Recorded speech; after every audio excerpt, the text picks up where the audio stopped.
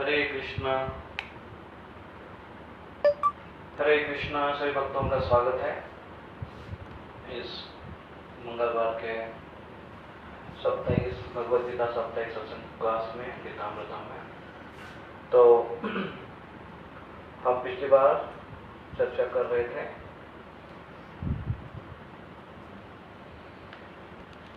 भगवद गीता तीसरा अध्याय 24वां श्लोक, जिसमें भगवान कृष्ण एक उदाहरण एग्जाम्पल सेट करने के बारे में बताते हैं, जिसमें श्रेष्ठ व्यक्ति आचरण करता है और साधारण जन समुदाय उसका पालन करता है। और अगर साधारण जन समुदाय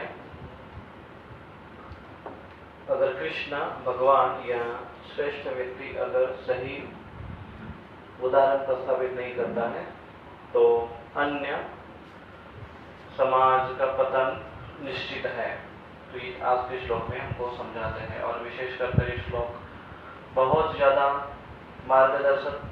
दर्शन करता है कि एक श्रेष्ठ व्यक्ति, एक आचार्य या आचार्यों के प्रदर्शनों का पालन करने वाला व्यक्ति, या जिसको लीडर कह सकते हैं हम, समाज के जो लीडर्स हैं, जिसमें खास कर जो आध्यात्मिक लीडर है, स्पिरिचुअल लीडर, उनका कैसे योगदान, क्या योगदान है। और ये देखो संजोग से हमारा श्लोक भी वही है और हम जिसके ऊपर चर्चा कर रहे थे पिछले 3-4 दिन से, हर कोई वही विचार कर रहा है कि इस्कॉन के एक बहुत बड़े लीडर, प्रभुपाद के विशेष शिष्य परम पुरुष भक्तिचारू स्वामी महाराज, ये इन्होंने शरीर छोड़ दिया और इस अपने निजी और प्रभुपाद जी के और कृष्ण के शाश्वत सेवा में वो चले गए। तो एक उदाहरण कैसे एक सेट होता है, कैसे स्थापित होता है, कृष्ण की जो श्रृंखला है, इसमें आचार्यगण हमको समझाते हैं, शुद्ध वैष्णव हमको समझाते हैं कि कैसे आचरण उनका होता है, किस प्रकार से हमने आचरण करना चाहिए। तो आज का हमारा जो सेशन है, जो भी हमारी चर्चा होगी, उसका श्रेय हम जो भी सेवा है हम परम पूज्य भक्तिचारू स्वामी महाराज के चरणों में समर्पित करते हुए और श्री राधा मुरलीधर जी के चरणों में समर्पित करते हुए इसको दोहराएंगे, इसको आगे बढ़ेंगे। तो आज का श्लोक है श्लोक क्रमांक 24, कृपया पीछे दोहराइए।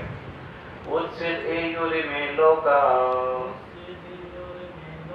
न कुर्याम कर्म चेदहम् शंकरस्य च कर्तास्याम् उपहन्यामि मां प्रजाम् उत्सिद्येयुरि मे लोका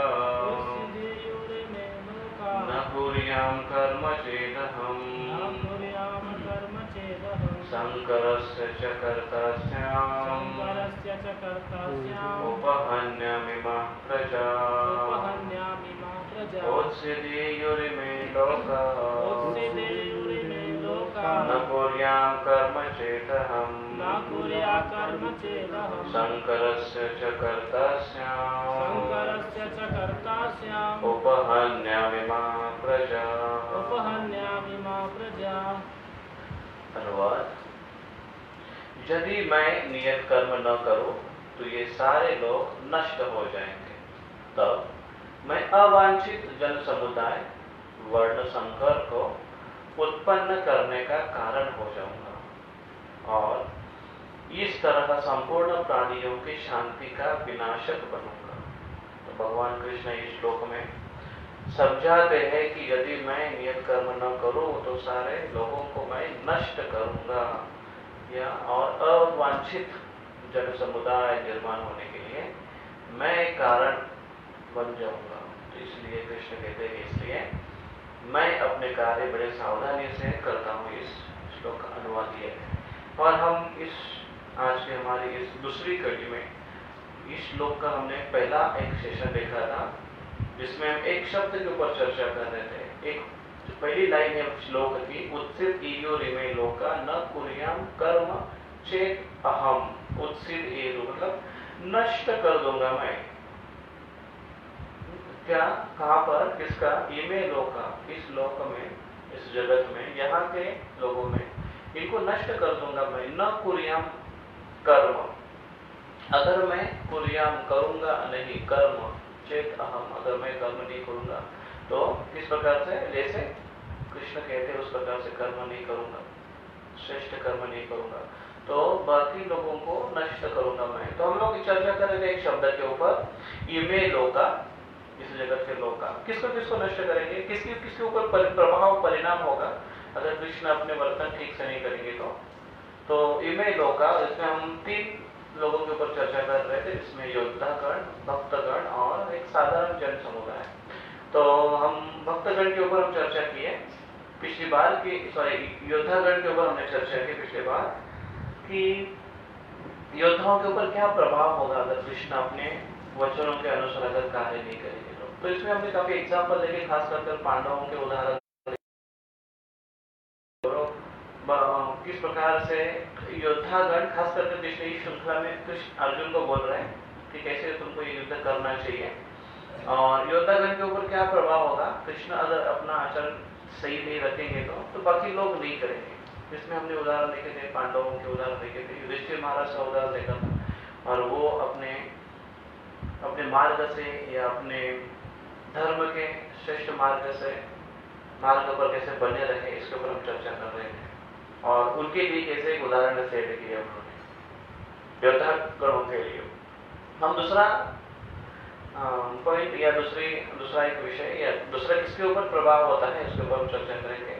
दूसरा है भक्तगण, भक्तों के ऊपर भी प्रभाव होगा, वो भी नष्ट हो जाएंगे। योद्धागण जैसे नष्ट हो रहे हैं, भक्तगण भी नष्ट हो जाएंगे अगर उनका यथोचित पालन नहीं करेंगे या कृष्ण अगर सही एग्जाम्पल सेट नहीं करेंगे तो इसमें बहुत सारे एग्जाम्पल है कि भक्त और कृष्ण का एक विशेष संबंध है, कृष्ण और भक्त का एक विशेष संबंध है, और वो संबंध हमेशा 2 साइड से होता है। वन साइडर जो संबंध होता है, रिलेशन होता है, वो ज्यादा दिन तक चलता नहीं, वन साइड रिलेशन ज्यादा दिन तक चलता नहीं है, ब्रेकअप हो जाता है, विस्फोट हो जाता है, एक दूसरे को हानि पहुंचाने वाला हो जाता है।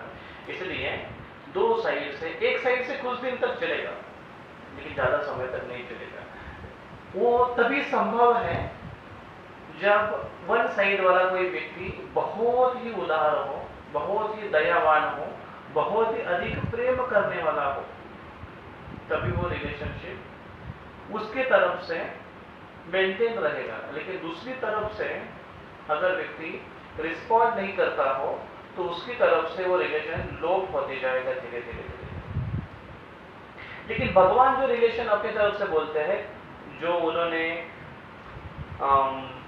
कहा है कि इस प्रकार से मेरा रिलेशन है, इस प्रकार से मैं करता हूं या मैं करूंगा, भगवान जिस प्रकार से बोलते हैं और उसी के अनुसार भगवान करते भी हैं, तो वो हुआ आदान प्रदान, रेसिप्रोकेशन।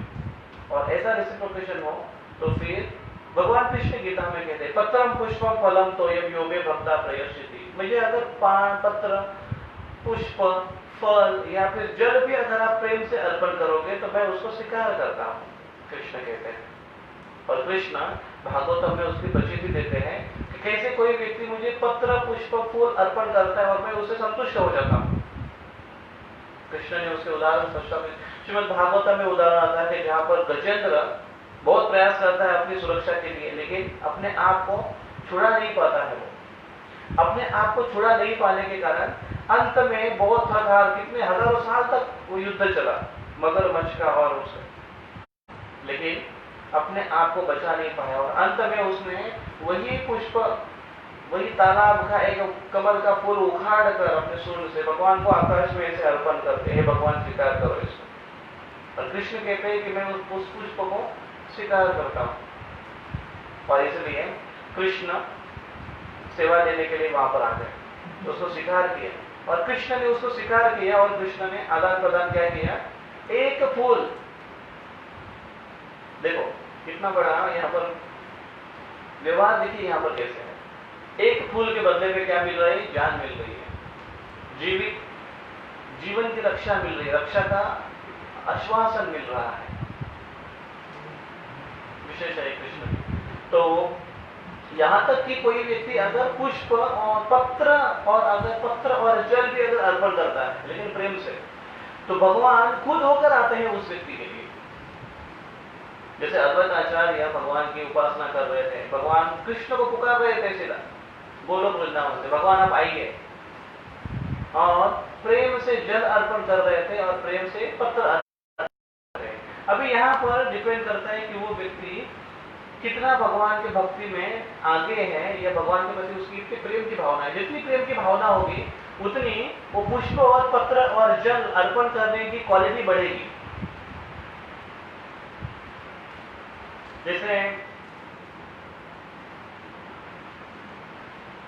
एक बार हमारे घर में, बहुत पहले की बात, जब घर में शादी थी, तो अभी अभी जस्ट भक्ति में आए थे हम लोग, और बताया गया था कि जो भी कुछ बनाना है घर में वो बिना प्याज लहसुन का बनाकर भगवान को भोग लगाते थे। तो घर में वही व्यवहार सब चल रहा था, उसी प्रकार से पालन चल रहा था। अभी जब विवाह की बात आई, शादी जब घर में हो रही है, तो इतने सारे मेहमान आएंगे, इतने सारे लोग आएंगे, उनको तो चाहिए खाने के लिए, तो वो लोग उपहास करेंगे, या वो लोग कुछ तो ना जबरदस्ती करेंगे, नाटक करेंगे, कुछ समस्या निर्माण करेंगे, ऐसे डर एक बना रहता था। लेकिन फिर भी हम लोगों ने डिसाइड किया कि नहीं, जो भी हो हम लोग बिना प्याज लहसुन का ही बनाएंगे, जो भी बारात है सबको वही खिलाएंगे, बारात भी, रिश्तेदार भी, सबको वही खिलाएंगे। और बहुत अच्छे से बना है, जो बनाने वाला जो रसोई था उसको सब कुछ बताया, और वहां पर एक व्यक्ति ध्यान दे रहा था कि कैसे बना रहे हैं, तो हर प्रकार से उसको समझाया, बनाया, अच्छे से सब कुछ हुआ। उसके बाद फिर वो आया तो उसको बता के रखा था कि इसको चखना नहीं है आपने, उस रसोईया पे बोला था, क्योंकि भगवान को भोग लगेगा और उसके बाद आप जो चखना है। तो एक कटोरी में जो भी है भगवान के एक प्लेट में जो बनाया था वो सब उस पर रखा, और भगवान को भोग लगाने के लिए गए। भगवान को भोग लगाया, उसको बोला सब तब तक उसको बोला किसी को खाने नहीं देना है।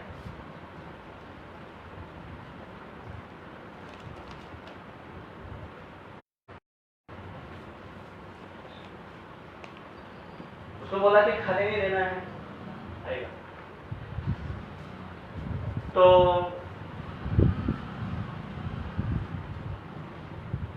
उसने खाया नहीं, किसी को खाने भी नहीं दिया, और फिर भोग लगकर आ गया भगवान का, उसके पास दिया।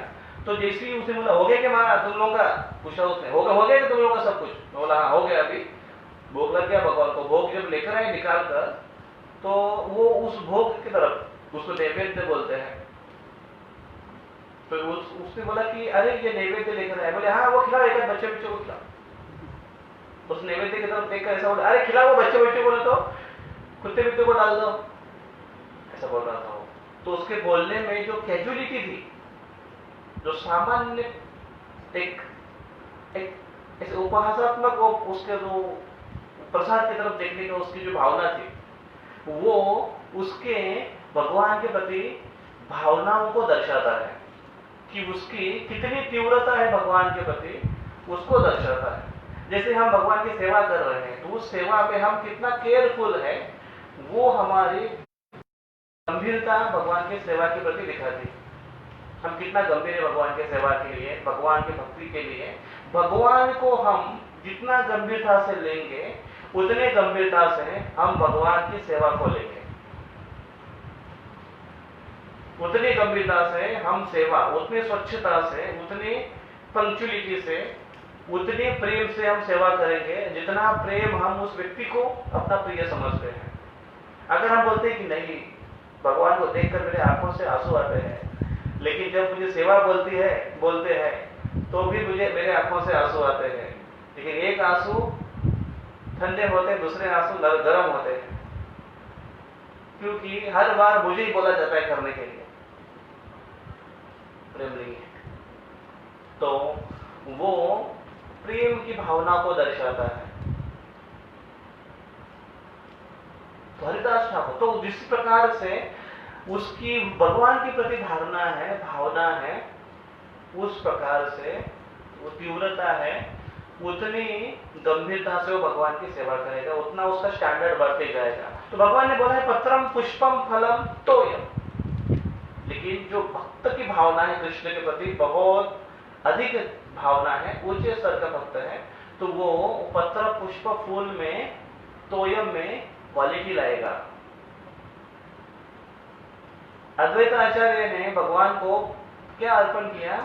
पत्रम और तोयम, पानी और पत्ता अर्पण किया, लेकिन उसमें best of the best quality दिया कृष्ण को, क्योंकि उनकी कृष्ण के प्रति भावना कैसी थी। इसलिए बेस्ट ऑफ द बेस्ट पत्ता कौन सा है? तुलसी का। बेस्ट ऑफ द बेस्ट पानी कौन सा है? गंगा जल। वो उन्होंने भगवान को अर्पण कर दिया। ये उनकी विशेषता है। उसी प्रकार से गजेंद्र ने बेस्ट ऑफ द बेस्ट फूल कौन सा है? कमल का, और ये आकाश में उन्होंने उछाल दिया भगवान, क्योंकि उनके पास और कोई चॉइस था भी नहीं वैसे भी, लेकिन जो भी था उनको बेस्ट, उनका द बेस्ट उनके पास था, वो उन्होंने अर्पण कर दिया। मतलब हमारे घर में जो द बेस्ट चीज है वो भगवान को अर्पण करना चाहिए। हमारे पास जो द बेस्ट चीज है वो भगवान को अर्पण करना चाहिए। और फिर बदले में भगवान क्या? अद्वैत आचार्य के भगवान रिस्पॉन्ड नहीं किया, भगवान खुद आ गए चैतन्य महाप्रभु के रूप में। कृष्ण कहते हैं मैं आदान प्रदान करता हूँ, भक्ति भाव से देते हुए मैं उसको स्वीकार करता हूँ। और गजेंद्र ने पुष्प अर्पण किया, भगवान कृष्ण गरुड़ पर बैठकर आ गए, भगवान हरि, और गजेंद्र को एक हाथ में पकड़कर खींच लिया समुद्र से बाहर, दूसरे हाथ में सुदर्शन चक्र धारण किया, और उस ग्रह का सर और गजेंद्र की रक्षा की। इतना ही नहीं, गजेंद्र की केवल भौतिक स्तर पर रक्षा नहीं की, उनको आध्यात्मिक धाम में भेज दिया। जो ग्राह था उसका भी उद्धार कर दिया, उसको अपने पोजीशन पर स्वर्गलोक में भेज दिया गंधर्व के रूप में। इस प्रकार से भगवान हरि भक्तों के साथ आदान प्रदान करते हैं प्रॉमिस के अनुसार, जिससे भक्त का रक्षण होता है। इससे भक्त का विश्वास है भगवान के प्रति बना रहता है। द्रौपदी का भी उदाहरण आता है कि द्रौपदी, भगवान के साथ द्रौपदी का जो रिलेशन था, आस्था थी, भावना थी, प्रेम था, और उस प्रेम से द्रौपदी ने कृष्ण को पुकारा, और कृष्ण तत्क्षण आदान प्रदान करने के लिए वहां पर प्रकट हो गए, तत्क्षण वहां पर प्रकट हुए, और कृष्ण ने अनलिमिटेड साड़ी प्रोवाइड कर उनकी रक्षा की। भगवान का भक्त के प्रति आदान प्रदान। और तीसरा एग्जाम्पल हम लेंगे यहाँ पर, जो कि विशेष एग्जाम्पल है जगाई बधाई का, जो भगवान का भक्तों के साथ आदान प्रदान। अभी यहाँ पर कृष्ण कहते हैं कि स्वल्पमप्यस्य धर्मस्य त्रायते महतो भयात्। अगर थोड़ी सी भी अगर कोई भक्ति की तो भगवान कहते हैं कि मैं उसे बड़े से बड़े संकट से उसकी रक्षा कर देता हूं। अभी इन दो महाशयों की क्या भक्ति थी? कोई भक्ति नहीं थी, बस औचित्य से एक बाय चांस उनके हाथ से सेवा हो गई। कौन सी सेवा हो गई? दूसरा उसका दोस्त मार रहा था, उसके दोस्त ने बचा दिया, बोले अरे नहीं अच्छा आदमी मत मारो, इतना ही केवल बोला। और वो बात चैतन्य महाप्रभु ने सीरियसली ले ली। चैतन्य महाप्रभु ने अच्छा बधाई ने तुम्हारी रक्षा की, तुम्हारे बारे में अच्छा बोला, मैं उसका उद्धार करूंगा। और जगाई बोलने लगा कि अरे हमने जो भी कोई कारनामे किए दोनों साथ में मिलकर किए हैं, अगर एक का उद्धार होता है तो दूसरे का भी उद्धार होना बनता है। आप भी उसका भी उद्धार करो तो मेरा भी उद्धार होना चाहिए। तो एक का उद्धार हुआ, दूसरा भी शरणागत आ गया भगवान को, और नित्यानंद प्रभु की कृपा से भगवान ने उसका उद्धार कर दिया। भगवान ने उसका उद्धार कर दिया।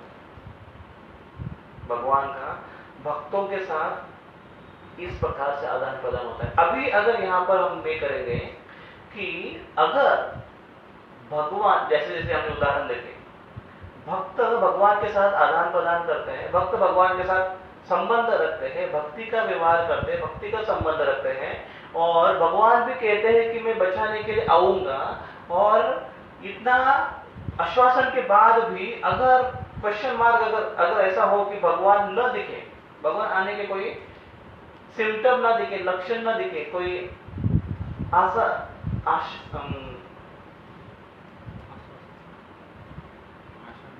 आशा का किरण नहीं दिखाई दे रहा है, तो क्वेश्चन मार्क आता है कि भाई मैं सही मार्ग में हूं क्या, ये आदमी आने वाला है क्या? अगर नहीं आएगा तो यहाँ पे भगवान आते, इसलिए भगवान का अभी तक का जो एग्जाम्पल है शास्त्र में जितने भी, भगवान जब जब प्रकट हुए हैं प्रसन्न होकर उनको बोलते हैं मांगो, कुछ तो मांगो मुझसे। कृष्ण देते हैं, उनको देने की बड़ी इच्छा होती है। नहीं मांगने के बाद भी कृष्ण कुछ ना कुछ देते हैं उनको, कुछ तो दो। और भक्त बहुत बार फिर आध्यात्मिक चीजें मांग लेते हैं। तो कृष्ण का यह विशेष है कि कृष्ण देते हैं। अभी अगर ऐसा हो कि भगवान बेचारे ने बहुत तपस्या की, बहुत प्रार्थना की, मेहनत की, और भगवान उनके साथ आदान प्रदान नहीं किए, भगवान बचा, गजेंद्र उधर बैठा है, ग्राह ने उसका पैर पकड़ लिया है, पिछले जन्म का याद आया गजेंद्र को, स्तुतियों के ऊपर स्तुतियां वो अर्पण कर रहे भगवान को, और फूल उठाकर भगवान के ऊपर उन्होंने ऐसा कर दिया, भगवान को अर्पण कर दिया, भगवान इसको कृपया करके स्वीकार करो, और इंतजार कर रहे कि अरे अभी तक नहीं आ रहे भगवान। सुन कर करके ऊपर करके थक गया, फिर सुन नीचे आ गई, वो फूल पानी में गिर गया और ग्राह उसको खींच खींच कर चला गया अंदर। बोले वो क्या भगवान आए नहीं। एक तो गजेंद्र की रक्षा नहीं होगी, दूसरा आने वाली पीढ़ी है वो पढ़ेंगे, अरे बोले इसके साथ तो इतना बड़ा नाइंसाफी होगी, भगवान को कोर्ट में खींचेंगे लोग। तो ये अगर भगवान उस प्रकार से कार्य नहीं करेंगे तो उत्सित युग में केवल लोग का नहीं, लेकिन ये साधारण लोग नहीं, वैष्णव लोग भी हैं जिनके साथ भी ऐसा व्यवहार होगा। अभी ये एग्जाम्पल जो कृष्ण बता रहे हैं, उदाहरण दे रहे हैं, ये खुद का उदाहरण देकर समझा रहे हैं। और अर्जुन को सबसे पहले जो उन्होंने उदाहरण कौन सा दिया था इस श्रृंखला शुरू करने के पहले? कौन सा एग्जाम्पल दिया था सबसे पहले?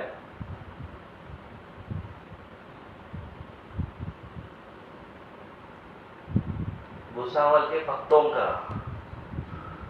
देखिए भागवतम में नाम है उधर, भुसावलम, भुसावल देशे इस्कॉन भक्तानाम ना। कृष्ण जनक महाराज को उदाहरण दिया ना सबसे पहले जनक महाराज का उदाहरण दिया, और इसलिए क्योंकि जनक महाराज भी राजा है, अर्जुन तुम भी राजा हो, इसलिए ऐसा एग्जाम्पल सेट करो कि आने आपके कार्यों का अनुसरण करे, अनुकरण भी करने योग्य कार्य हो, अनुसरण करने योग्य कार्य हो, ऐसे कार्य तुम्हारे। कृष्ण अपेक्षा रखते हैं आने वाले भक्तों से कि आपका भी आचरण, खास कर लीडर्स जो है, जो क्षेत्र में जो लीडर्स है उनके लिए, और हर कोई व्यक्ति कहीं ना कहीं पर थोड़ा अधिक उसका योगदान है लीडरशिप का। जो खास करके विशेष स्तर पर है उनका एक विशेष कर्तव्य है कि जो उदाहरण सेट कर आने वाले लोगों को एक मार्ग स्थापित करके दे, उन्हें चेकआउट करने के लिए हो।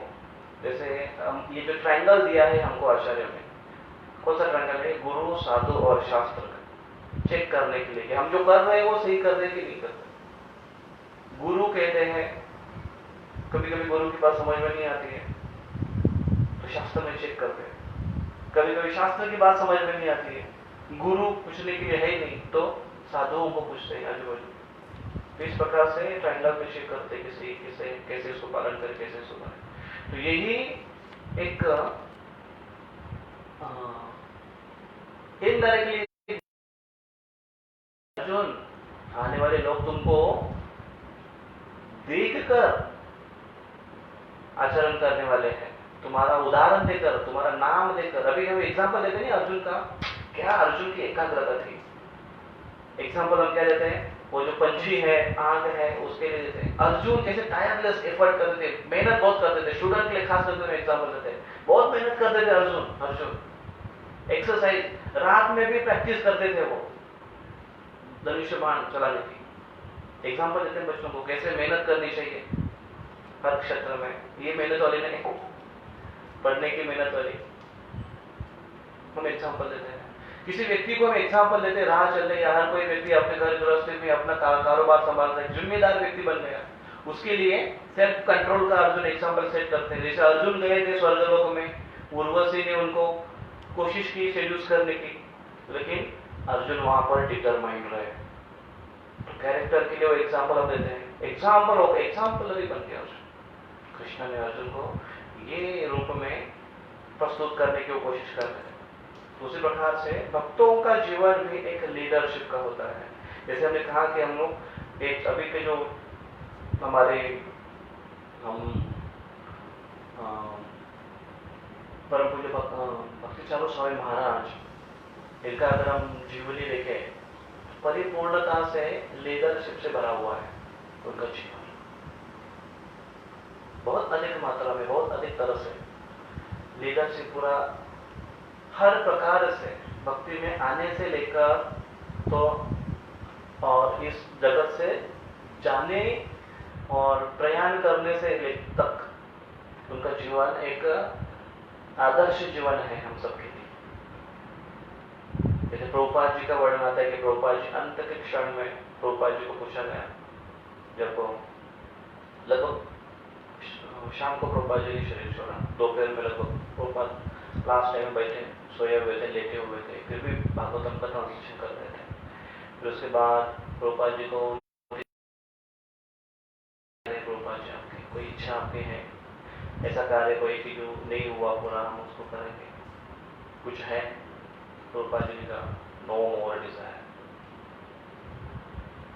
वो कह रहे थे कि मेरे शिष्यों के ऊपर मेरा विश्वास है कि वो इस मिशन को आगे कैरी ऑन करेंगे। प्रभुपाद जी ने नो मोर डिजायर। और अंत तक अपने मिशन में जारी रहे, ऑन ड्यूटी, भगवान की सेवा की ऑन ड्यूटी में उन्होंने शरीर छोड़ा। और भक्ति चारू स्वामी महाराज जी भी यहाँ से निकले, इसी सोच में निकले कि अरे कोरोना है तो क्या है, ये हमारे कर्तव्य को रोक नहीं सकता है, जो भी हो भगवान हमारी रक्षा करेंगे, जो इच्छा भगवान की होके रहेगा। और निकले यहाँ से। और उनका यही कहना था कि अगर हम जैसे लीडर अगर नहीं आगे रहे तो बाकी लोगों को फिर क्या होप है?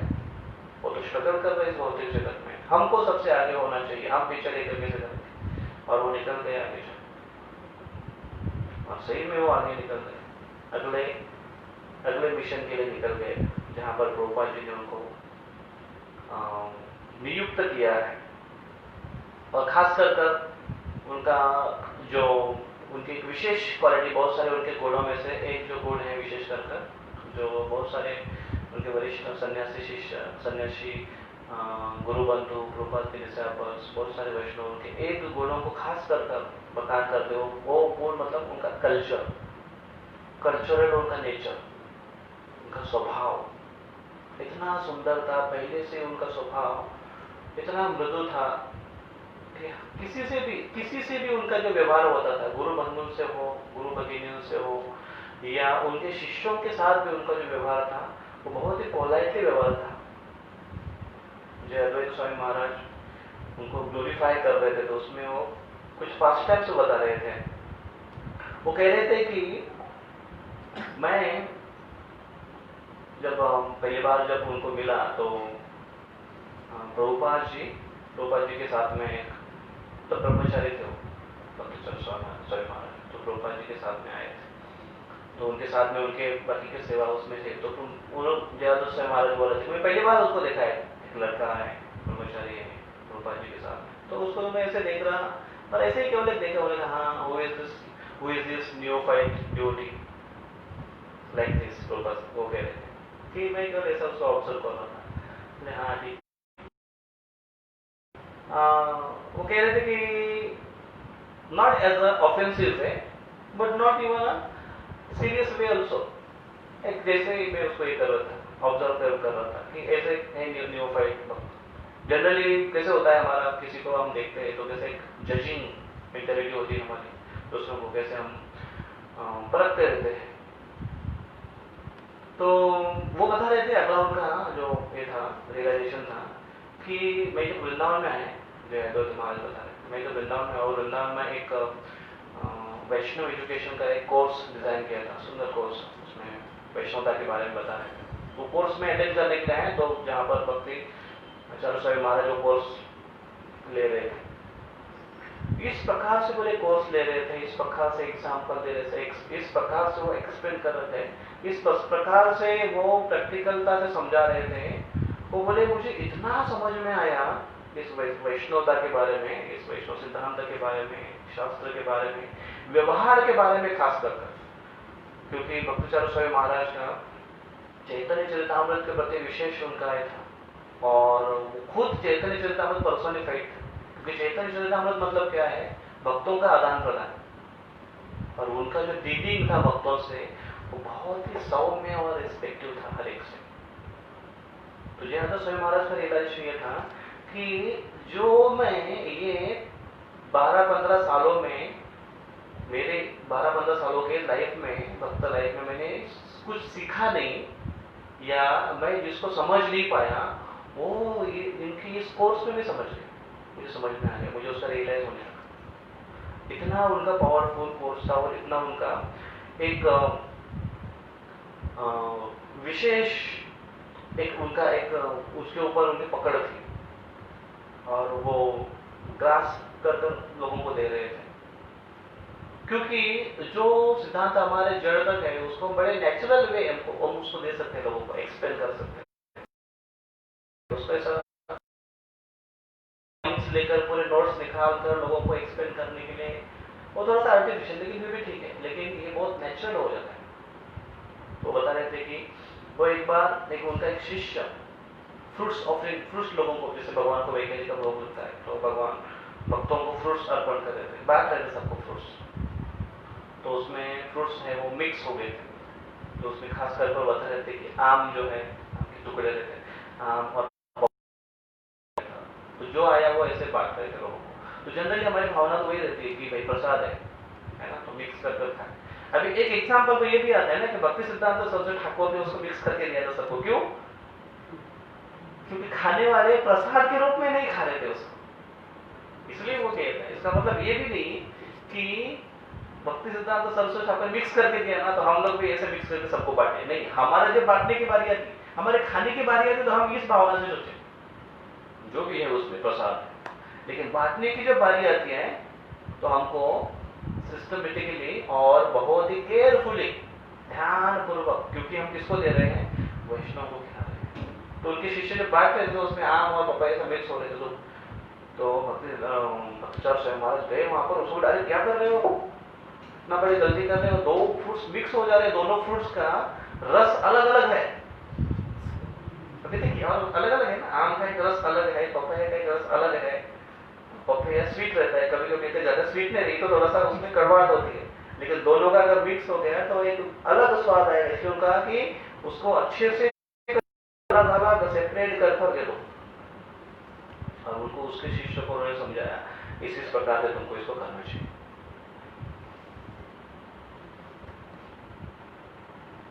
तो शिष्य भी समझ गए, मतलब जो बात बता रही है, हर चीज जो दिखाना है, समझाना है, सिखाना है, वो हर चीज कितना मेटिकुलसली और कितना डिटेल्स है उसमें, वो बहुत महत्वपूर्ण है किसी के साथ। तो जैसे हम अभी जो चर्चा कर रहे थे कि व्यवहार जब हो तो उसमें अगर गांभीर्यता है तो हमारी कृति में और हमारे आदान प्रदान में भी उतनी गंभीरता आ जाएगी और उतनी एक विशेषता आ जाएगी। बहुत महत्वपूर्ण है ये। तो जी अद्वैत महाराज और बता रहे थे कि हम लोग जब मायापुर में थे तो हमको भक्ताचार्य महाराज सिखाते थे कि कैसे एक बार हम स्नान कर रहे थे तो उस समय गमछा कैसे पहनना चाहिए। गमछा एक गीला हो गया तो उसको निकालकर दूसरा कैसे तुरंत लगाना चाहिए, कैसे बांधना चाहिए, कैसे टाइट करना चाहिए, वो डिटेल में सिखा रहे थे। कैसे लेते हैं, कैसे करते हैं, सब चीज सिखा रहे थे।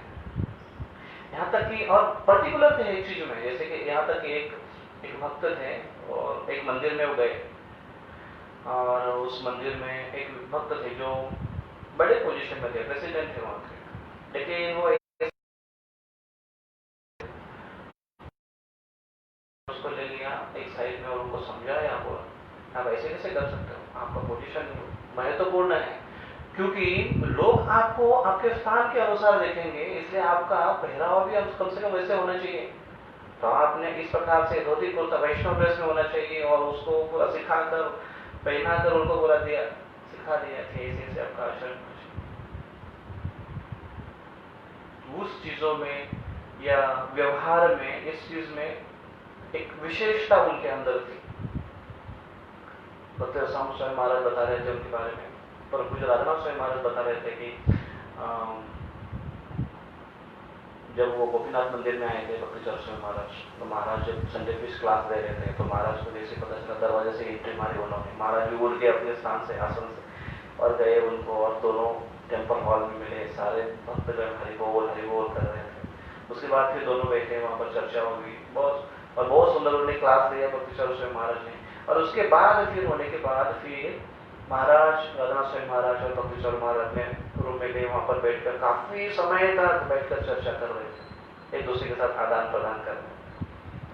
क्योंकि महाराज वहां पर थे तो महाराज भी बोल रहे थे कि मैं काफी समय से गुरु बंधुओं का मुझे संग नहीं था, अच्छा होगा आप आ गए, काफी चर्चा हुई। और फिर भक्त स्वामी महाराज ने उनको कहा कि आप मायापुर आ जाओ आपकी यात्रा लेकर, और राधानाथ स्वामी महाराज अपनी यात्रा लेकर वहां पर गए। और महाराज बोल रहे कि इतना सुंदर, इतना अच्छे से बोले उन्होंने स्वागत किया, इतना अच्छे से उन्होंने सारे सब प्रकार से हमारी व्यवस्था की, बहुत गंभीरता से वो उसका ध्यान रखते थे हर चीजों में। और भक्त रसाम महाराज को बता रहे थे कि एक बार मीटिंग अरेंज की थी मैनेजमेंट की, इस्कॉन लीडर्स की, मायापुर में, और वहां पर बोले सब लोग हम गए थे। तो उन्होंने भक्ताचार्य स्वामी महाराज उनको उनका होस्ट के लिए, मतलब उनको प्रसाद के लिए खास करके वो ख्याल रख रहे थे। तो वो खुद किचन में जा रहे थे, महाराज खुद किचन में जाकर सारे चीज पर्सनली देख रहे थे कि हर चीज बराबर बन रही है। पर्सनली जाकर वहां के लोगों को वो समझाते थे, रेसिपी देते थे, कौन सी चीजें कुक करनी है, किस प्रकार से कुक करनी है, कुक करने के बाद सर्विंग कैसे करना है, सर्विंग में अगर प्लेट लेकर अगर कोई आएंगे तो पहला आइटम कौन सा जाएगा, सेकंड आइटम कौन सा जाएगा, थर्ड आइटम कौन सा जाएगा, ये किस प्रकार से सर्विंग करना है, सर्विंग करने का भी उन्होंने डिटेल बताया कैसे सर्विंग करना है। ये सारा चीज पर्सनली उन्होंने उनको समझा कर दिया और उस प्रकार से वो हुआ। तो भक्त रसाम महाराज बोल रहे थे कि मैं देखकर इतना चकित हो गया कि कितना हर चीज में डिटेल उनका एक विशेषता है उनकी, कि वो हर चीज को कैसे ध्यान देते थे कार्य करते हुए। और भक्ताचार्य स्वामी महाराज का उनको एक बार ऐसे पूछ रहे थे, हाँ जहां महाराज पूछ रहे थे कि बोले अभी जो वातावरण है ना, मतलब रेनी सीजन था, बारिश का सीजन, तो बोले कि कैसे ये वातावरण कैसे लगता है आपको, मतलब सब कुछ चिप्पू है, कीचड़ है, बाहर भी निकलो तो कभी बारिश आ जाती है और कीचड़ हो जाता है, सब चीज। तो भक्ताचार्य स्वामी महाराज बोले कि लेकिन मुझे सारे सीजन में बारिश का सीजन बड़ा अच्छा लगता है। तो अभी दोनों का तो कॉन्ट्रोवर्सी हो गया, उन्होंने कहा कि मुझे बहुत अच्छा लगता है बारिश का मौसम, क्योंकि समर में जो हॉटनेस रहता है, धरती तपी हुई है, हर व्यक्ति चल रहा है, और उसके बाद जो शीतलता प्रदान करते हैं, घने बादल से जो वर्षा होती है, वातावरण प्रफुल्ल हो जाता है, सबके जीवन को, सबके लाइफ में एक ठंडक का एहसास हो जाता है, और केवल मनुष्यों के नहीं सारे सृष्टि के लिए एक ठंडकता आ जाती है। और ये सारे जो सीजन है वो टिके हुए भी बारिश के सीजन के ऊपर है, क्योंकि बारिश के सीजन के बाद ही ठंडी का सीजन आएगा, ठंडी के सीजन के बाद ही उसका असर कम जैसे होते जाएगा, वैसे गर्माहट बढ़ती जाएगी, सृष्टि का भी चक्र। और जीवन को फल फूल बनाने के लिए बारिश की बहुत आवश्यकता है। ऑफकोर्स ये डिटेल तो नहीं हुआ, लेकिन महत्वपूर्ण है कि वो सीजन सही में, तो उनकी जो चॉइस भी थी कि कैसे जीवन को हरा भरा करने के लिए बारिश की आवश्यकता है हर एक व्यक्ति। लाइफस्टाइल भी इस प्रकार से है, कि व्यवहार भी इस प्रकार से है कि दूसरों के जीवन में खुशी देने का एक उनका नेचर है, जो हम सबके लिए एक आदर्श प्रदान करता है कि किस प्रकार से एक जेन्युइन वैष्णव होता है, किस प्रकार से लोगों के साथ डील करता है। और कभी कभी एक बार तो ऐसे केस को वो डील कर रहे थे कि जहाँ पर पहले भक्तों ने कुछ गड़बड़ करके रखी थी उस प्रोजेक्ट में, उस जगह पर, तो फिर भक्ति चरस्वामी महाराज को वो प्रोजेक्ट दिया गया और उसके बाद उन्होंने बड़े अच्छे से उसको हैंडल किया। ऑफिशियली जो लोग हैं उस लीगल डिपार्टमेंट के, उनके साथ व्यवहार करके, तो वो लीगल वाले लोग इनका साधु जैसे व्यवहार देखकर इतना इम्प्रेस हो गए थे कि इनको देखकर ही उन्होंने काफी काम उनका हल्का हो गया था और बहुत अच्छे से उनको पहचानने लगे थे। तो व्यवहार कुशलता एक बहुत अच्छा और बहुत बड़ा गुण है एक लीडर का, जो वो अपने उदाहरण से सिखाते हैं। और ऐसे उदाहरण से सिखाने वाले हमारे लीडर्स हैं भक्ति चरस्वामी महाराज। उनके उदाहरण से हम या उनकी जीवनी से हम अगर इसको ले आज के इस कनेक्शन में, तो वही एक लीडर इस प्रकार से आचरण करता है, तो तुमको भी इस प्रकार से आचरण करना चाहिए। तो ऑफकोर्स इस हादसे में या इसके बाद ये हादसे ऐसे हमको, एक तो हमारा यहाँ पर लॉस है और दूसरा हमें एक सूचना भी मिलती है, सूचित भी करता है कि ये समय हर एक के ऊपर आने वाला है और हम सबको भी तैयार रहना है इसके कि हमको भी यहाँ से निकलना है। तो हम अपने आप की तैयारी कर रहे हैं क्या, या हमारी तैयारी है क्या उसकी, ये हमको देखना आवश्यक है। और तीसरा है कि जो गए हैं उनका एक विरह हमारे लिए। तो एक बार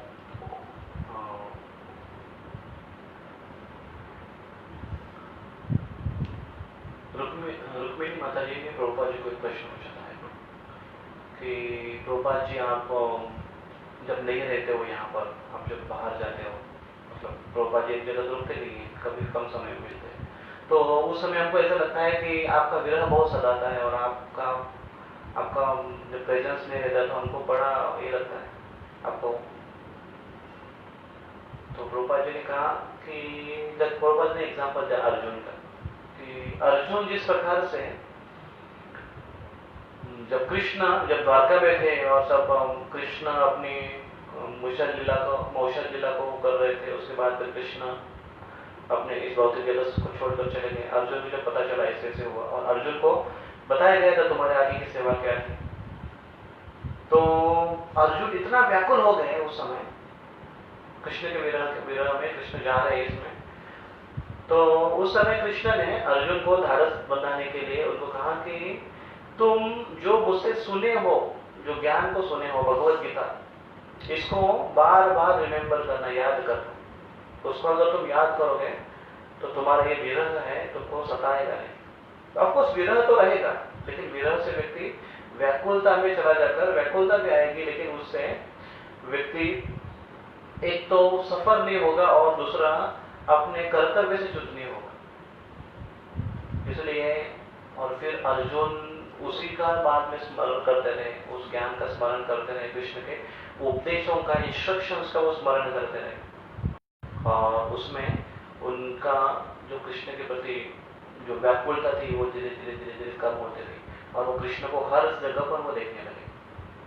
तो प्रभुपाद जी ने एग्जाम्पल दिया रुक्मिणी को। तो जिस प्रकार से इंस्ट्रक्शंस याद कर अर्जुन कृष्ण का प्रेजेंस सब जगह देखने लगे, उसी प्रकार से जब मैं नहीं रहता हूँ यहाँ पर प्रभुपाद जी का, तो मेरे इंस्ट्रक्शंस को ध्यान पूर्वक पालन करो।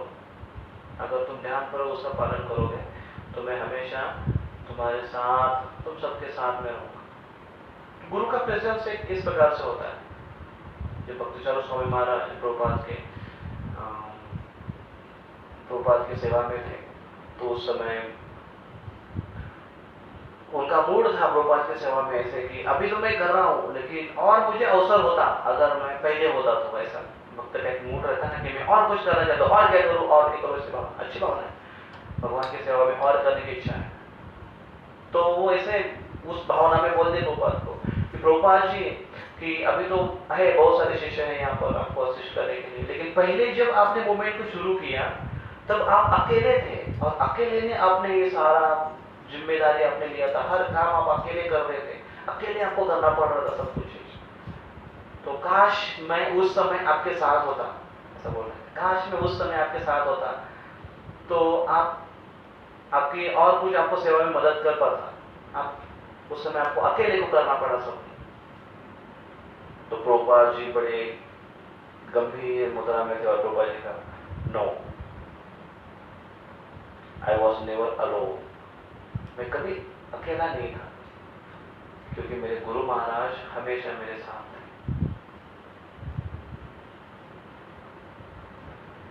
तो एक बार प्रभुपाद जी ऐसे मॉर्निंग वॉक में चल रहे थे और प्रभुपाद जी बोल रहे थे कि एक व्यक्ति ने उनको प्रश्न पूछा, ऐसे ही प्रभुपाद के उसमें वेदवेशा भी कभी कभी ज्वाइन हो जाते थे, जो मिला वो ज्वाइन हो जाता था प्रभुपाद के ग्रुप में। तो उसने प्रश्न पूछा कि स्वामी जी यू से आप कहते हैं, आपके पर्पण में आपने लिखा है कि गुरु शिष्य के हृदय में निवास करता है। If he follows the instruction of gurus, guru is residing in the disciple's heart. So, is it true, Prabhupada? ऐसा पूछ रहा है। प्रभुपाद ने कहा यस ऑफ कोर्स, हाँ ये सत्य है। तो उन्होंने कहा कि तो प्रभुपाद मतलब आप अभी गुरु है तो क्या आप हमारे हृदय में निवास करते हैं? तो प्रभुपाद ने कहा yes, if you let me in, if you allows. हाँ प्रभुपाद ने कहा अगर तुम रहने दोगे तो।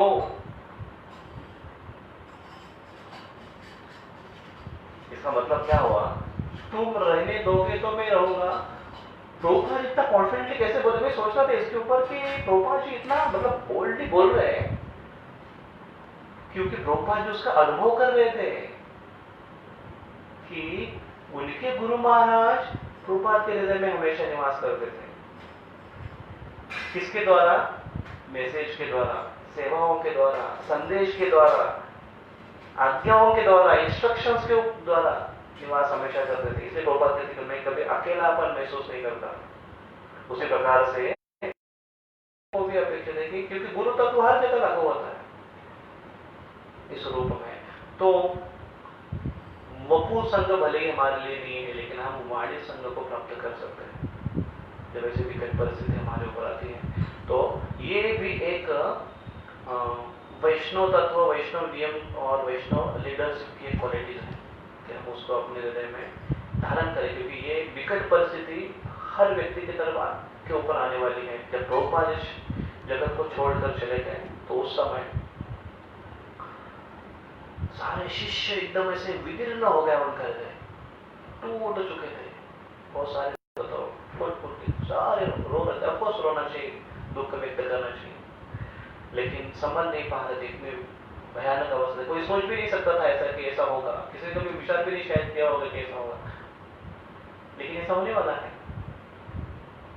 तो उस समय अपने आप को संभालना, जिस प्रकार से कृष्ण अर्जुन से अपेक्षा रखते हैं, मेरे इंस्ट्रक्शंस का पालन करो, मेरे संदेश को बार बार रिमेंबर करो, जिसके रूप में मैं तुम्हारे साथ रहूंगा।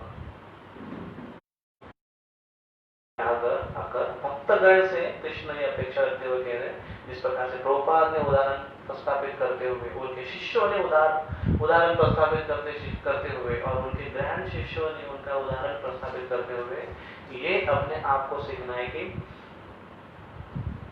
एक तो हमें भी रेडी रहना है और दूसरा उनका संग वाणी में खोजने की कोशिश करना। तो इस प्रकार से भक्तगण के लिए इमे लोका में भक्तगण एक उदाहरण देते हैं कृष्ण कि अगर वो इस प्रकार से अगर नहीं करेंगे तो उनका भी नाश होगा। अगर मैं इस प्रकार से मेरे कर्तव्यों का पालन नहीं करूंगा तो, उदाहरण प्रस्थापित नहीं करूंगा तो। और तीसरा है जिसके ऊपर हम चर्चा कर रहे थे, इमे लोका साधारण जन समुदाय। एक साधारण जन समुदाय के लिए भी अगर कृष्ण पालन नहीं करते हैं अपने कर्मों का, अपने नियमों का, अपने तत्वों का, तो उनके लिए भी एक समस्या निर्माण होगी। वो भी उनका भी अस्तित्व समाप्त हो सकता है, वो भी गलत रास्ते पर जा सकते हैं, नष्ट हो सकते हैं। भगवान कृष्ण जब तो ये एक ऐसे जन साधारण समुदाय के लिए कैसे होता है कि कृष्ण ऐसे लीला करते हैं, बहुत बार तो ऐसे लीला करते हैं कि उन लोगों को भ्रमित कर देते हैं जो कृष्ण के भक्त नहीं है या कृष्ण को नहीं जानना चाहते हैं, या जिसके अंदर द्वेष की भावना है, अनसूयवे द्वेष की भावना है जिसके अंदर, उसको कृष्ण रिवील नहीं होते हैं। कृष्ण के विविधता होते हैं, खास करके कृष्ण की जो अंत जो लीला हुई, जिन्होंने अपने सारे मोशन लीला हुई, जो अपने यादव कुल का संहार हो गया और उसके बाद कृष्ण भी इस भौतिक जगत से चले गए। कैसे चले गए कृष्ण? देखिए वो प्रसंग देखो कैसे। एक शिकारी आया, उसने बाण मारा, कृष्ण के पैरों पर बाण लगा और फिर कृष्ण ने शरीर छोड़ा और फिर शरीर वहां पर है, सबके सामने दिख रहा है। और फिर एक तो फिर कृष्ण ने अपने योगिक शक्ति से शरीर को आग लगा दी, जला दिया, या फिर बाकी अंतिम उनका कार्य हुआ, उनका अंतिम संस्कार हुआ, ऐसा भी वर्णन। तो दिखने के लिए तो ऐसे दिखते हैं। तो कृष्ण का तो शरीर शाश्वत है, और मरने के लिए बाण कहां लगा? पैर को, पैर के अंगूठों को बाण लगे कोई मरता है कोई? अरे वो पिक्चरों में भी हीरो को 4 गोली लगी तो भी नहीं मरता है वो। यहाँ पर कृष्ण तो हीरो है इस पिक्चर के, अंगूठे पर बाण लगा मर गया, ये भी बात है। तो जनसाधारण व्यक्तियों को विभिन्न करने के लिए इस प्रकार से लीला करते हैं। कृष्ण भगवत गीता में इसके बारे में वर्णन करते हैं। क्या वर्णन करते हैं? न बुद्धि भेदम जनयेत यज्ञानाम कर्म संगीनाम, न बुद्धि भेदम जनयेत। कृष्ण कहते हैं, कृष्ण उपदेश करते हैं अर्जुन कि 3वें अध्याय में आगे चलकर श्लोक आएगा 3.26 कि बुद्धि भेदम, उस व्यक्ति को विचलित मत करो जो शुद्ध भक्ति के स्तर पर नहीं है। वो अपने कर्म में अगर लगा हुआ है, उसको अननेसेसरी विचलित मत करो, परेशान मत करो, उसको करने दो उसको। वो अगर कभी कभी अगर वो सकाम कर्म में लगा हुआ है, जय श्री राधा मुरलीधर भगवान की, अगर वो सकाम कर्म में लगा हुआ है, या अगर वो ज्ञान कर्म में लगा हुआ है, या फिर अगर वो भोग विलास में लग रहा है, तो लगने दो उसको रहने दो, वो करने दो उसको डिस्टर्ब मत कर।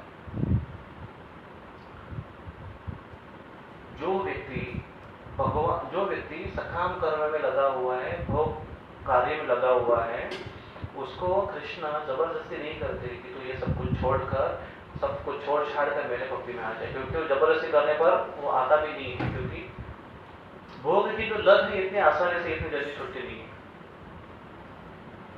और कोई अगर व्यक्ति एथिस्ट है, या क्या कहेंगे उसको, नास्तिक है, तो ऐसे नास्तिक व्यक्ति को भगवान उसको मानना नहीं है, भगवान से उसका द्वेष है। तो ऐसे व्यक्ति का द्वेष बरकरार रखने के लिए कृष्ण ऐसी लीलाएं करते हैं जिस लीला से स्पष्ट दिखाई देता है कि हाँ देखो, कृष्ण एक साधारण मनुष्य था, बस उसको क्या मानते हैं वो? महामानव। कृष्ण राम महामानव थे, ऐसे मानते हैं। उनकी लीला भी वैसे कृष्ण उसी प्रकार से बना के रखते हैं लीला, ताकि साधारण लोगों को इस प्रकार से वो समझ में आए। जैसे कोई क्वेश्चन मार्क, कृष्ण के बहुत सारे लीलाओं के ऊपर क्वेश्चन मार्क होता है, खास करके तो सबसे अरे ऐसे कैसे भगवान है आपके जिसके 1000 पत्नियां हैं, ऐसा लक्ष्मी गॉड है आपका, कामुक भगवान है आपके, ऐसा कभी होता है क्या? या फिर एक तो फिर उसका अस्तित्व को नकार देंगे कि ऐसा कभी होता है, ऐसा बकवास स्टोरी है केवल दंत कथा, या फिर अगर सत्य माना भी उन्होंने तो अच्छा दोष निकालते हैं। कि कितने पत्नी है कृष्ण के? 16,108। फिर और अगर वो डिटेल में चला जाए तो पागल हो जाएगा। और डिटेल क्या? हर एक पत्नी से उसको, वो कृष्ण को 10-10 पुत्र थे, एक एक पुत्रियां थी। तो यकीन नहीं कर पाएगा आपके 16,108 पत्नियां हैं। 16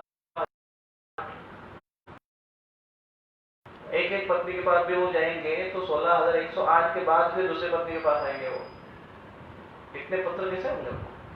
लाइफ कितना था? लाइफ कितना था? 125 साल। कैसे पॉसिबल है? कैलकुलेशन उसके दिमाग में बैठता नहीं वो सब चीज। कृष्ण उनको इस प्रकार से विविध करते। और अगर वो मान भी लेते कि सत्य भी है तो कृष्ण को दोषारोपण करते हैं, देखो इतनी पत्नी है इसकी।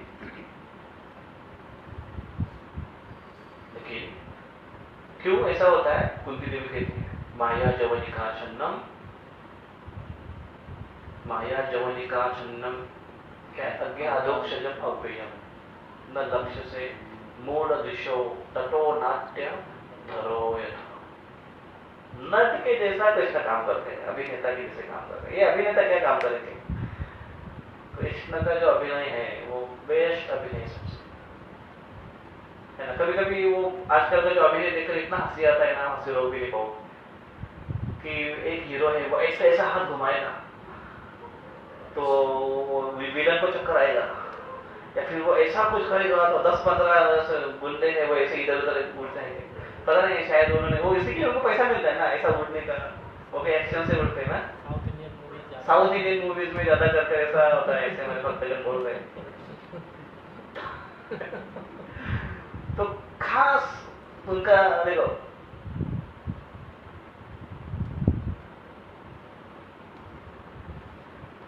महाभारत पहले हमने देखा, पहले कितना एक्साइटिंग में देखते थे। बाप रे, महाभारत, अर्जुन बचपन में से तो खास कर धनुष्यबाण है, डिंग डिंग डिंग म्यूजिक भी ऐसा वैसा था। अर्जुन जब आया बाण निकाल धनुष्य का, ये डिशम नहीं होता था, लेकिन बाण छोड़ते थे तो इसे 10-15 और बाण निकलते थे, और उधर ये थे सेनाएं थी मरती थी, कई बॉम्ब फटते थे। एक्साइटिंग लगता था, वाह कैसे। भक्ति में आए और जब सुनने लगे तो वो देखने का मजा थोड़ा सा फीका हो गया। लेकिन जब खुद होकर जब महाभारत पढ़ा डिटेल में, अभी मैं जो महाभारत पढ़ रहा था, महाभारत मेरा वो भी संक्षिप्त महाभारत था, छोटा सा था, महाभारत की तुलना में छोटा सा था, बस केवल यही कुछ 1150 या 1200 पन्ने थे उसके। उसमें जो वर्णन दिया है महाभारत का, जो खास करके युद्ध का, वो पढ़ने के बाद वो महाभारत सीरीज में एक थोड़ा सा उसका एक क्लिप देख रहा था, लॉकडाउन में वो चल रहा था, वो तो बच्चे बता रहे थे आज ये पार्ट हुआ, तो उसको देख रहा था, तो युद्ध का आया तो देखा था कि वही 10-15 सेना है, कोई इधर से घूम रहा है, कोई उधर से घूम रहा है, कि हाँ वो कर रहा है, वो तलवार लेकर घूम रहा है, और फिर वो अर्जुन है वो बाण निकालता है, वो ऐसा एक्चुअली चेहरे पर वो एक्सप्रेशन दिख रहा है, बाण निकल, और उधर द्रोणाचार्य है उधर, और बोला क्या खाक युद्ध है ये। मतलब अभी मैं भी बाद में सोचा कि अरे सही है, क्या अपेक्षा कर सकते हैं इन लोगों से, बेचारे ने उतना तो किया बनाने के लिए, हमको आइडिया आने के लिए, और क्या अपेक्षा कर सकते हैं कि अर्जुन जो बाण छोड़ते थे, जो अस्त्र छोड़ते थे, और करुणा की और अर्जुन की जो भयानक युद्ध हुआ था, कि दोनों साइड के युद्ध के पक्ष सारे के सारे स्टंट हो गए, देख कर रहे थे आकर, बाप रे क्या युद्ध हो रहा है, युद्ध होता, मैच हो तो ऐसी, सब लोग खड़े होकर देखने लगे, जहां जहां भी थे शत्रु, किसी ने अगर मारने को लिया होगा तलवार, तो वो युद्ध को छोड़कर उसने मारना छोड़ दिया और देखना था, देखो बात मार, ऐसा हो गया, पूरा स्तब्ध हो गया सब, ऐसा सीन हो गया, वातावरण पूरा एकदम हो गया, आकाश में पूरे बादल हो गए, पूरा क्लाइमेट चेंज हुआ, देवता जो आ गए आकाश में देखने के लिए कि अभी क्या होने वाला है। सोचो कितना एक्साइटिंग मूड होगा वो। अभी महाभारत में हम देखते टीवी में तो आ जाए कर्ण उधर सामने, और ये अर्जुन बोलता है और एक दूसरे को गाली दे रहे हैं, और फिर उसका रथ फंस जाता है और वो निकलने के लिए आता है उधर नीचे, उसको रथ उठ नहीं रहा है। महाभारत में वर्णन है कर्ण के पास इतनी शक्ति थी कि वो अपने रथ को जब खींच रहा था, जमीन ने, धरती मैया ने उसका पहिया पकड़ कर रखा था। एक तो उसका शाप था पकड़ के रखा था कि उसका पहिया छूटेगा नहीं। कर्ण जब रथ को उठा रहा था तो धरती पृथ्वी हिल रही थी अपने शान से। सोचो वो कर्ण की शक्ति कितनी होगी। लेकिन ऐसे शक्तिशाली कर्ण को एक बाण से अर्जुन ने उड़ाया, वो अर्जुन कितने शक्तिशाली होते। और ये सारा षड्यंत्र बताने और करने का जो सारा प्लान, मास्टर प्लान वाला था कृष्ण, वो कितने शक्तिशाली होते। तो अल्टीमेटली इतना सुंदर वर्णन आता है उसमें। वो कृष्ण कैसे अभिनय कर रहे हैं, नटोनाट्य, एक साधारण व्यक्ति के जैसे 16,108। लेकिन वही कृष्ण तत्व का अगर कोई पालन करने वाला, अगर वैष्णव है, भक्त है, अच्छा जन अगर है, तो वो कृष्ण को ठीक प्रकार से जान पाता है। कृष्ण को क्या कहते हैं, 16,000 पत्नी आए, किसी की पत्नी कितने थी, केवल प्रिंसिपल रानी था 8 महीने, बाकी कितने रानी उनके हो गए, क्योंकि वो कृष्ण के भक्त है। 16,000 कहां से आ गए, कृष्ण ने आश्रय दिया उनको। कहां जाएंगी बेचारी, वो एक राजा की कन्या थी, चुरा के लेकर गया था असुर, कृष्ण ने असुर को मारा। कन्या बोलते अभी हमको कौन लेगा, आप ही आश्रय दो। कृष्ण बोले ठीक है, क्योंकि सारे समाज का आश्रय कौन है, कृष्ण है, नारायण है, नारायण आयन, जो सबके आश्रय स्थान है वो कृष्ण है। इसलिए कृष्ण ने उनको स्वीकार कर दिया। तो इसलिए कृष्ण का बड़प्पन है। ये व्यक्ति भक्त जो है वो इस रूप से कृष्ण को जान पाता है। अन्यथा ठीक से अगर नहीं जान पाएगा तो उसका पतन है। क्या होगा, उत्सित एयु, उत्सित एयु, नष्ट हो जाएगा ऐसा व्यक्ति। कृष्ण की लीलाओं होगा ठीक से समझ नहीं पाएगा। तो एक तो कृष्ण की लीला ऐसी हमको दिखाती है कि कृष्ण कहते हैं कि मैंने अगर ठीक से आचरण नहीं किया तो ये इमे लोका, ये क्या होगा, नष्ट हो जाएंगे। दूसरा, अगर हम कृष्ण की लीलाओं को अच्छे से नहीं समझ पाए तो हम नष्ट हो जाएंगे।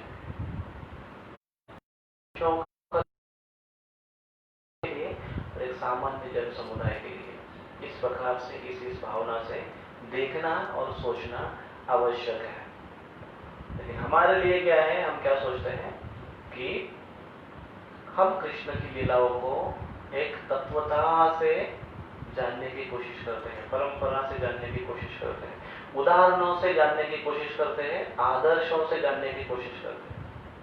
और वही आदर्श कृष्ण अर्जुन को बनने के लिए बोले। यहाँ पर कृष्ण 2 सेकंड में जो चल जाती है, उससे इस लोक में न कुर्याम, अगर कर्म नहीं करूं, न कुर्याम नहीं करूं कर्म चेत अहम, मैं अगर ये कर्म नहीं करूं तो नष्ट हो जाएंगे। कौन, ये में लोग, ये लोग नष्ट हो जाएंगे। कौन कौन लोग हमने चर्चा की, जिसमें खास कर कृष्ण योद्धा लोगों का वर्णन किए, भक्त लोगों के बारे में, क्योंकि उनको भी आश्रय कृष्ण है। तो एक साधारण एक जन समुदाय, वो भी नष्ट हो जाएंगे। और उनके लेवल पर भी कृष्ण उनको अपने स्थान पर बचाने के करने के लिए फास्ट, क्योंकि न बुद्धि भेद चाहते हैं, वो नास्तिकता बचाए,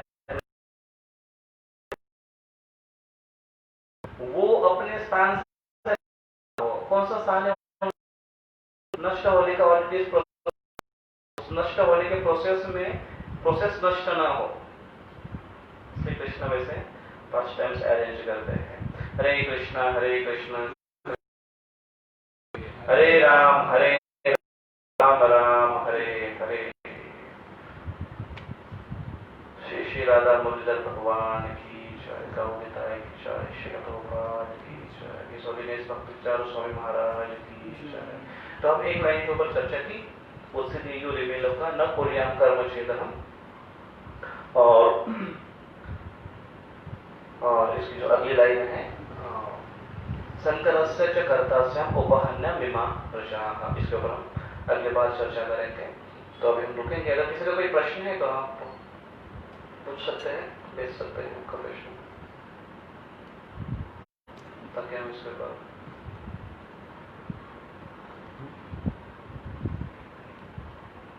इसके ऊपर थोड़ा सा योद्धा गण के बारे में बताएंगे।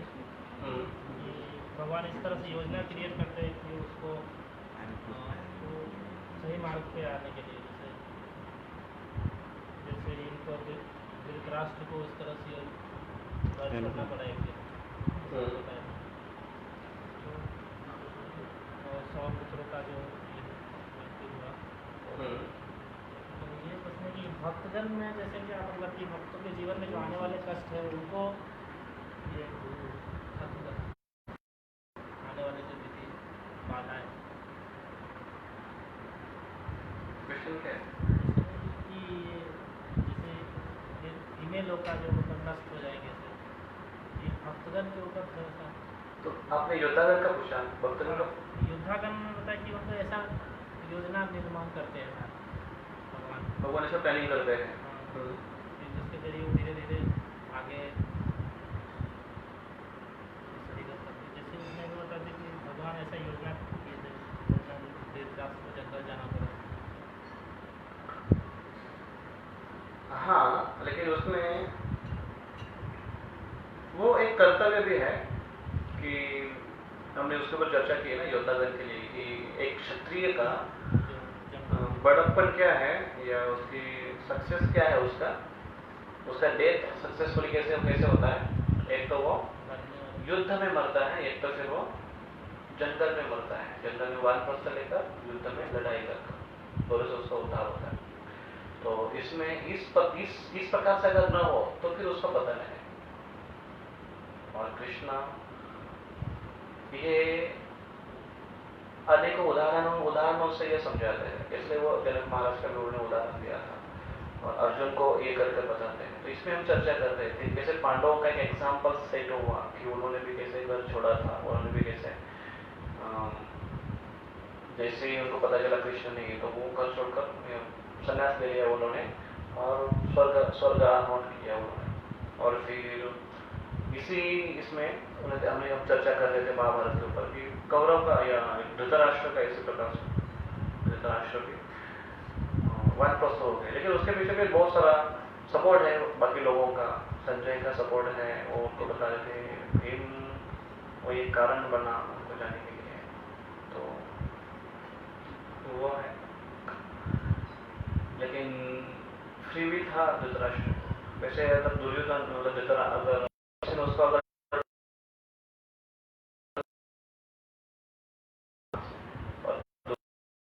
अंत में तो बहुत रफ शब्दों के उपदेश करते हैं, तब वो बोलते हैं बहुत हो गया मैंने तो निकलते। तो एक भी है कि भगवान हर एक के लिए प्लानिंग,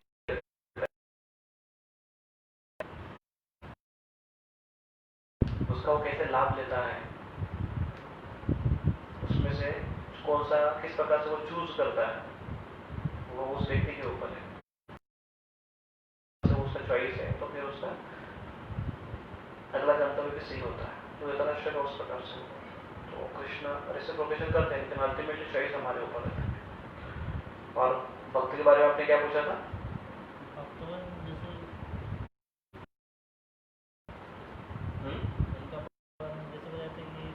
गजेंद्र जो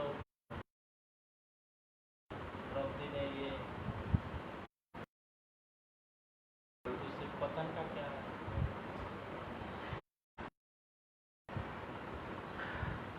हम इसके ऊपर ये चर्चा कर रहे थे कि उनका नाश वो कैसे नष्ट हो गए। तो कृष्ण कहते हैं कि अगर मैं नहीं पालन करूंगा मेरे वचनों को तो भक्तगण है वो उनको क्या विश्वास रहेगा। जैसे हमने देखा कि गजेंद्र पुकार रहा है लेकिन वो आया ही नहीं बचाने के लिए। अगर आया तो द्रौपदी इधर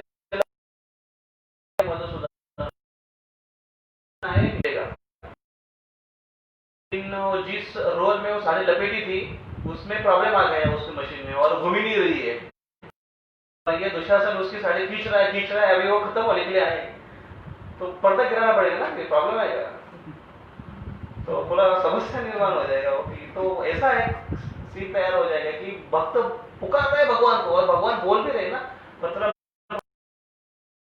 भगवान बोल रहे कि मैं मदद करता हूँ, स्वल्पम से धर्मस्य मैं मदद करता हूँ। तो सब कुछ ड्रामा सब कुछ सेट हुआ ना, प्राइवेट में बोला ऐसे होगा, तुम ऐसा सीन में आओगे तो ऐसा होने वाला है, मदद करने में आने वाला है। तो बोला कि डायरेक्टर बोला अरे अभी तक क्यों नहीं आ रहा वो साड़ी, बोले वो प्रॉब्लम हो गया उधर, मशीन खराब हो गई, मशीन वो घूम ही नहीं रही इसलिए साड़ी निकल ही नहीं रही वहां से, तो फिर पर्दा गिराना पड़ेगा उनको, सारा शो बंद करना पड़ेगा, सब कुछ नष्ट हो जाएगा, भक्तों का फेथ नष्ट हो जाएगा। अगली बार से द्रौपदी बोलेगी वो उधर खड़ी नहीं होगी, क्योंकि इतनी सारी पब्लिक देख रही है, गलती से अगर दुश्मन खींचने की, खास कर ऐसे एग्जांपल लिया हमने जगाई मलाई का, बोले अरे वो तो बहुत बड़े बड़े थे, लेकिन बोले नहीं नहीं जगाई मलाई को भी बचाया वैष्णव के कारण, नित्यानंद के कारण, तो हम लोग को जहाँ से फिर अभी अभी रिसेंटली इस्कॉन में भी एग्जाम्पल सुनते हैं कि ऐसे महान महान वैष्णव प्रभुपाद के विशेष शिष्य है, वो भक्ति छोड़कर भी गए फिर से वापस आए, कुछ भी लोगों को प्रत्यक्ष प्रभुपाद जी दिखाई दिए, ऐसे एग्जाम्पल देते हैं, काम करता है, इट्स वर्क्स। भक्ति तीर्थ स्वामी महाराज जब लास्ट स्टेज में थे, तो एक दिन तो बहुत एक्सेसिव महाराज को पूछ रहे थे, महाराज को बता रहे थे वो कि इट्स वर्क्स, ये काम करता है ना, अभी हमको वो फेथ नहीं है, काम करता है नहीं करता, काम करता है क्या, हम अपना काम कर रहे हैं, माला किसी दिन हमको लगे रहा काम करता है, नहीं वो काम करता है कि नहीं समझ में नहीं आता है, हमारा अपना काम चल रहा है, करते करते हम सोते रहते, तो लेकिन वो इट्स वर्क्स। और फिर एक बार वो बता रहे थे महाराज को, एकदम एक्सेसिव में थे वो, अचानक ऐसे उठे, महाराज को बता रहे थे कि महाराज बोले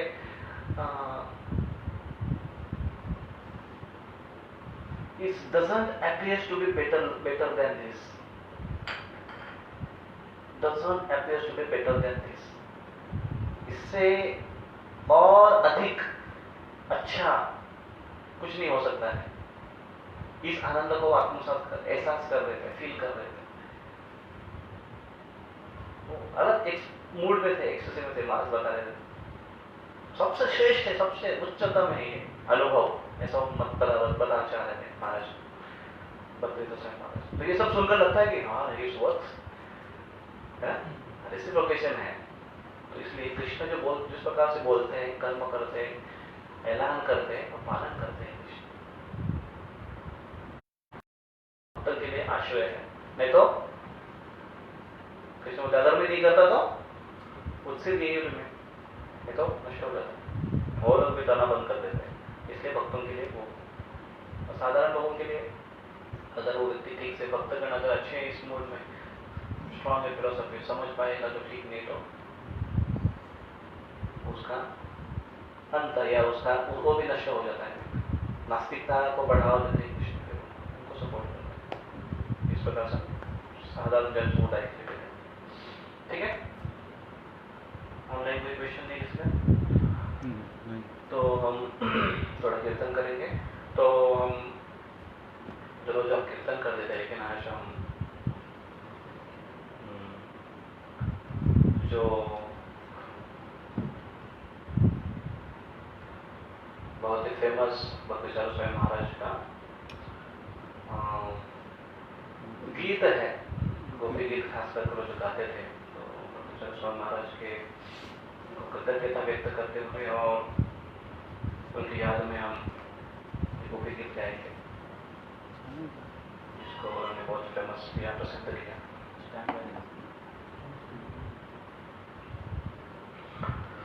तो अगर आपके पास है तो आप वो निकाल लीजिए, श्रीमद् भागवतम 10वां स्कंद, अध्याय क्रमांक 31, श्लोक क्रमांक 1, यहाँ से शुरुआत होती है और हम पूरा ये गाएंगे, 9 श्लोक गाएंगे जहाँ तक तब कथाम दुताम।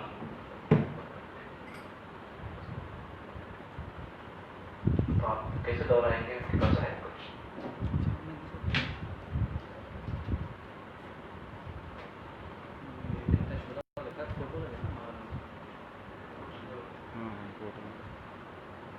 गोप्य हो जाओ, आप लोग कैसे दोहराओगे?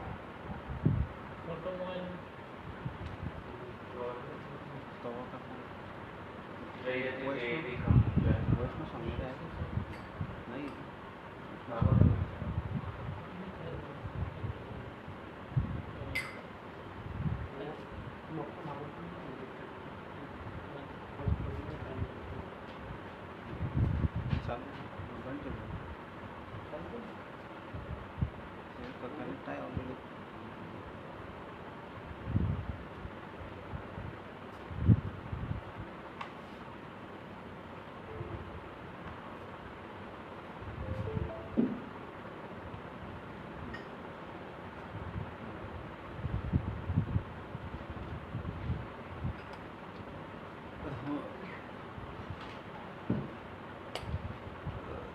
राजस्थान बघायला जगह आहे की नाही?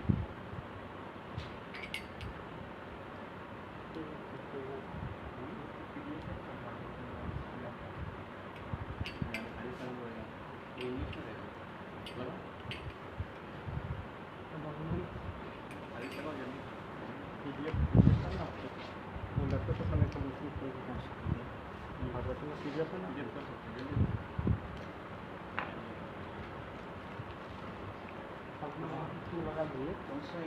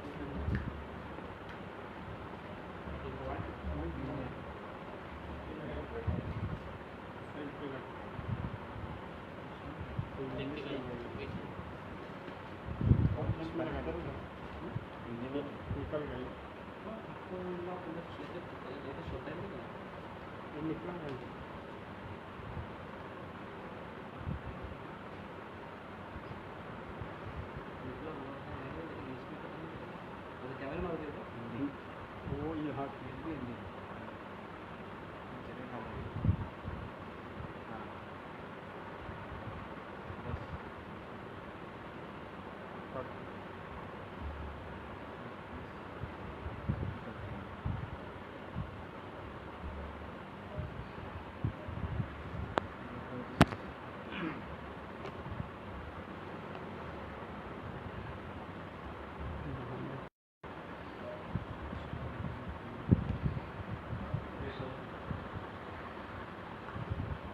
जयति तेधिकं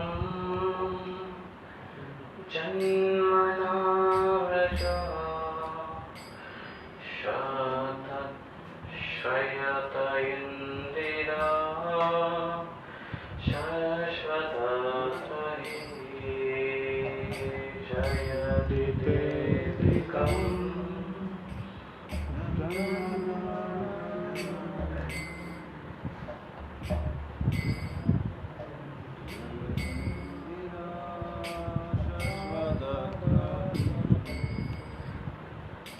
जयति तेधिकं जन्मना व्रजा शयत इन्द्रिया शाश्वतहि जयति तेधिकं जन्मना व्रजा शयत इन्द्रिया शाश्वतहि दयति दृश्यता दीक्षुतावका वैदितावस्थां विचिन्वयति दयदृश्यता दीक्षुतावका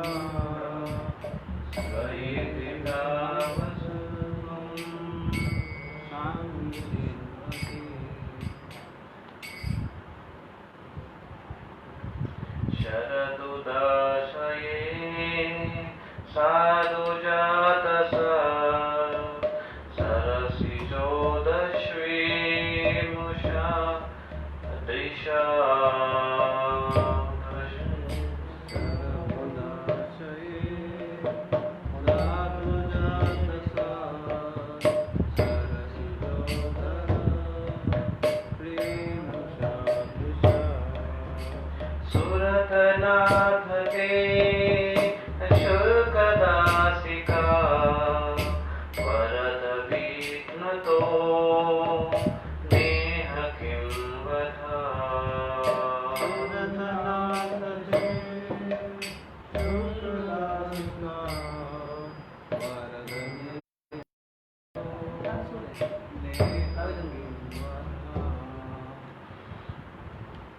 विषजलाप्ययाद् व्यालरक्षसा वर्षमारुतात्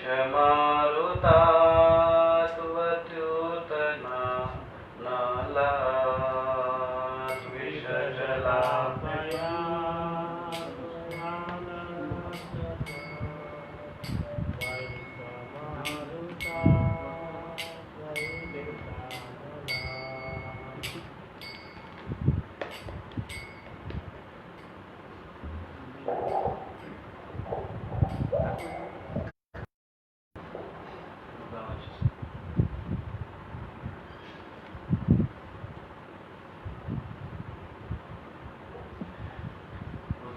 विषमयात्मजा विद्विष्वतो भयात् ऋषभते वयं रक्षितामुः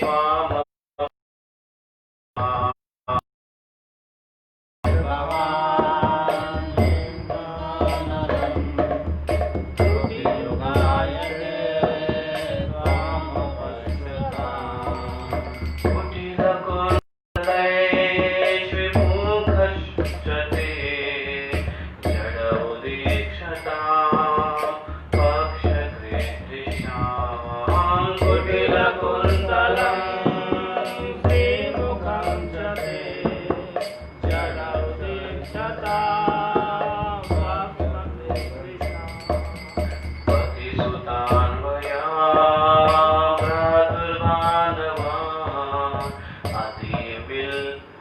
अतिविलङ्घ्य तेस्तच्युतगता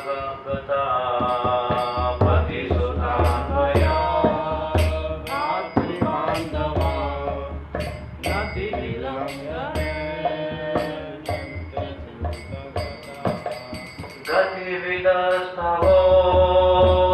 गतिविदस्तवोद्गीतमोहिता हितवयोषिता कस्ते चिन्निषि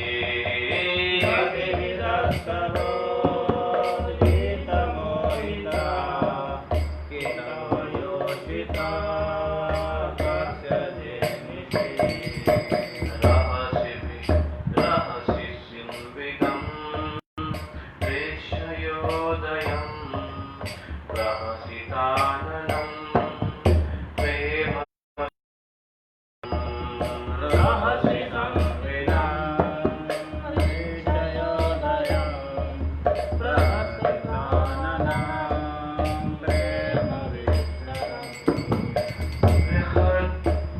बृहदुराज्वियो वीक्षधामते मुहुरति स्पृहा मुह्यते मनाः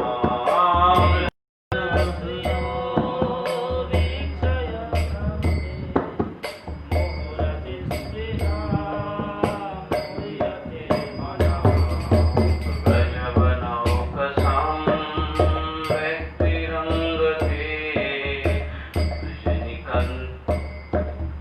विहीनहन्यन्नं विश्वमङ्गलम् व्रजवनौकसां व्यक्तिरङ्गते विहीनहन्त्रदं विश्वमङ्गलम्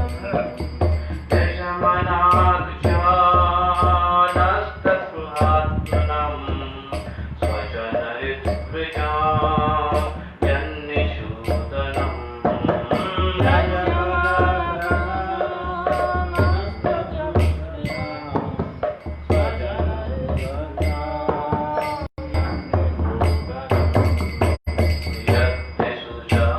यत्ते सुजा चरणामुदरुहं स्मनेषु पिताशने प्रिया दधिमहि कर्कशेषु यत्ते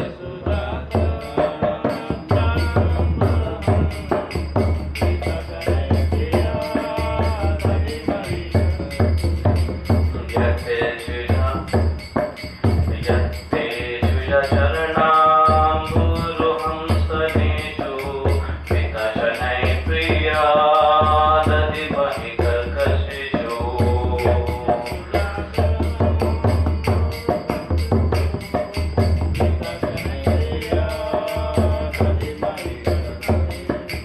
ते नटविमर्दिषि तदव्यथतेन किं स्वीयदुर्पदीति ब्रह्मति निर्भवदायुषां न ते नटविमर्दसि तदव्यथतेन किं स्वीयदुर्पदीति ब्रह्मति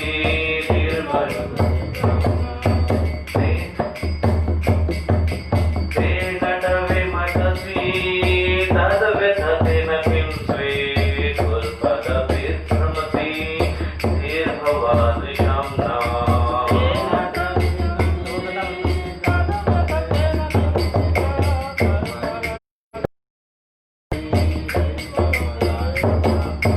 तव कथामृतां तप्तजीवनां कविभिरीडितां कर्मशापां तव कथामृतां तप्तजीवनां कविभिरीडितां कर्मशापां